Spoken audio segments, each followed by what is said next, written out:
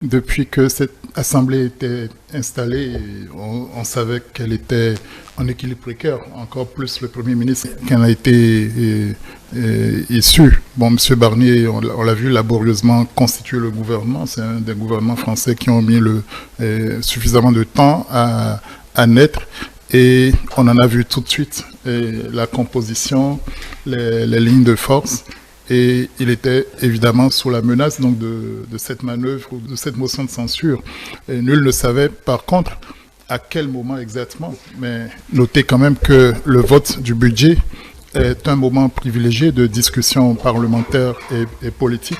Le budget indiquant essentiellement une orientation politique des choix donné, et donc certains ont choisi le moment de passer à l'action. On peut dire que c'est un jeu normal. La démocratie française tourne à son rythme. Lorsqu'on a fini de le dire, maintenant on regarde les leviers en cours.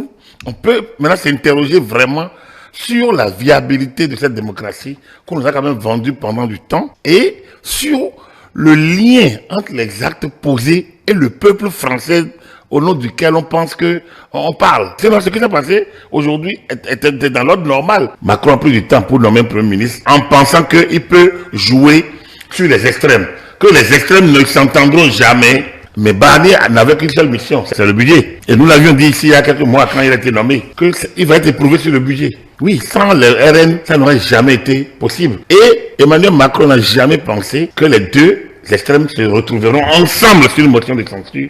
Je pense qu'il a pensé à tout, sauf à cela, et c'est ce qui est arrivé. Donc c'est ce qui étonne justement la plupart des Français, les commentateurs, les analystes, comment Marine Le Pen a pu accepter de voter une motion de censure de la France insoumise et de nouvelles forces de gauche qui l'ont matraqué quand même dans le contenu de cette motion. Ce qui s'est passé aujourd'hui n'est que la conséquence de 40 années d'errement et surtout de 10 années de pilotage presque à vue dans une classe politique très jeune qui n'a pas vraiment connu Charles de Gaulle, qui n'a pas vécu la Ve République à sa naissance, qui n'a pas vécu les grandes luttes de François Mitterrand, de sa gouvernance. C'est une classe politique totalement rajeunie, même s'il y a quelques barons dedans. Il n'arrive pas à s'arrimer à l'esprit de la Ve République. À commencer par le président français lui-même, Emmanuel Macron.